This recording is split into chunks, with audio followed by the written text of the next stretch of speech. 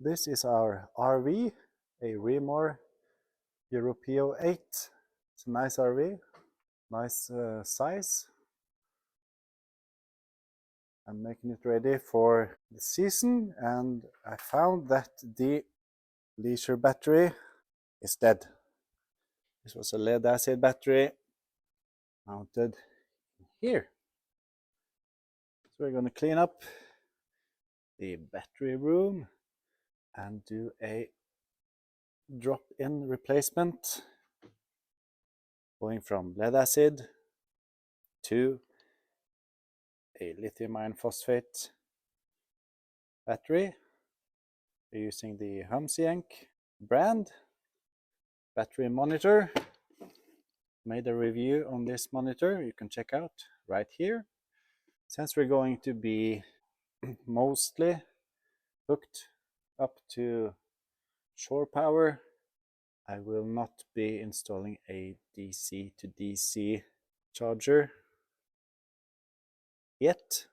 Instead, I'm going to install this dedicated lithium iron phosphate charger from Humsienk, 20 amp charger.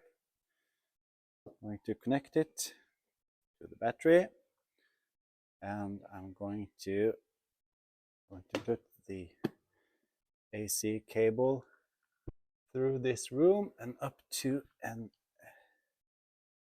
AC receptacle inside of the RV.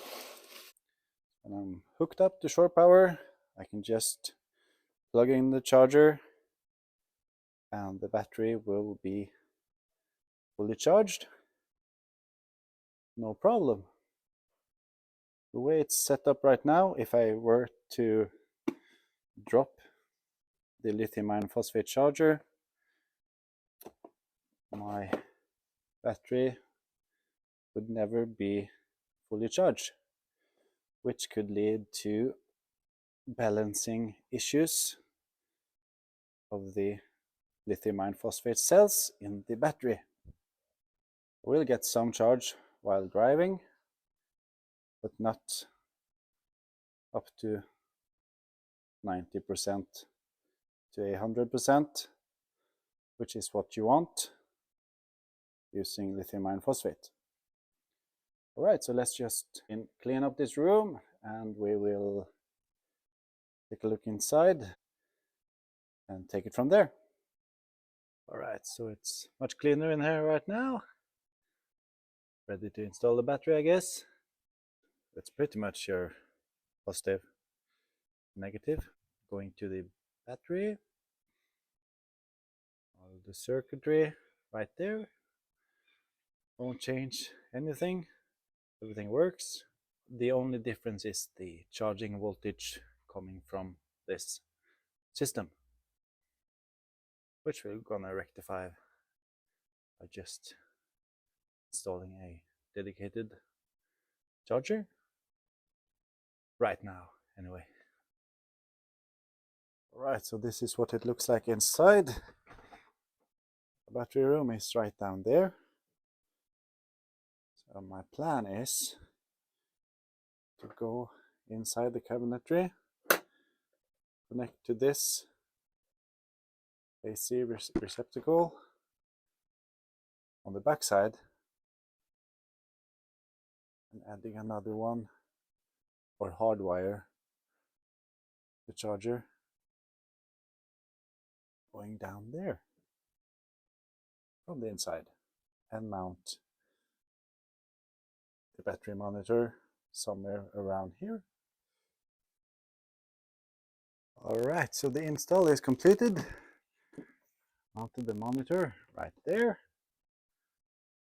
Easy access, easy to see what's going on.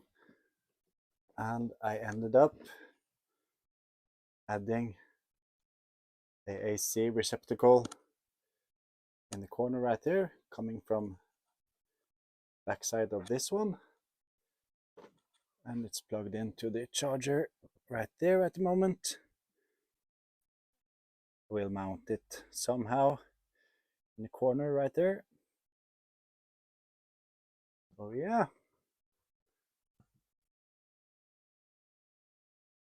Works, got the lights right here. Nice. Yeah, so we got power through the battery anyway. The charger is plugged in and connected to the battery.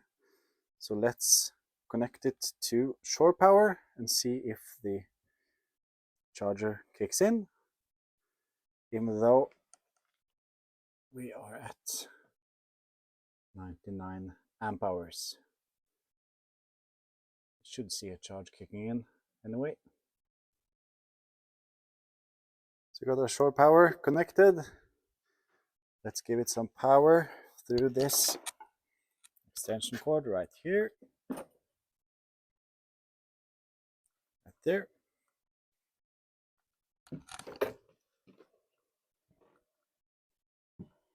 And the charger kicked in right away.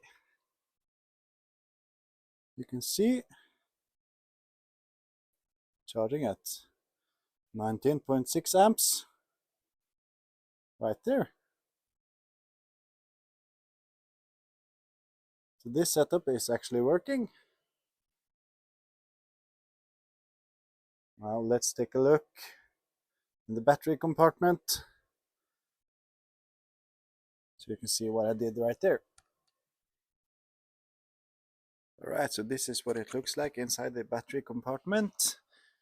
You can see I've added a negative bus bar right there, and the main negative is connected to the shunt,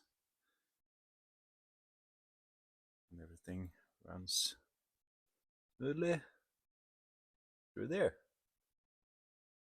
I might be adding a positive bus bar in the future. Yeah, so that's what it looks like. This RE is from 2010. It's made to work with lead acid batteries. This was the easiest way to do a drop-in replacement with a lithium iron phosphate battery, giving me some more capacity and hopefully better performance than this guy. I will be cleaning it up a bit, mounting the shunt and securing the battery a little better.